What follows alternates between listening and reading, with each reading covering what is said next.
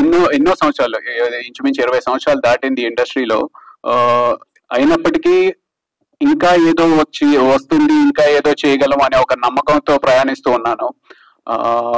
ఈ సిరీస్ నాకు ఫస్ట్ నిఖిల్ అనే ఒక అబ్బాయి వచ్చి, సార్ ఇలా ఒక సిరీస్ అనుకుంటున్నామండి అని చెప్పి ఒక కాఫీ షాప్ లో కథ చెప్పించాడు అనమాట.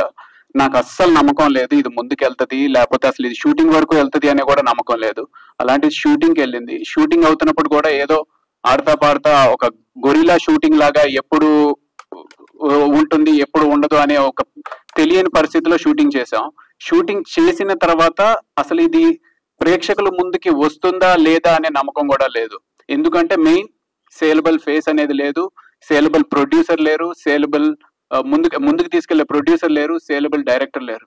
సో అలాంటిది ఈ రోజు ఇంత మంచి రెస్పాన్స్ కోబలికి రావడం చాలా చాలా సంతోషంగా ఉంది.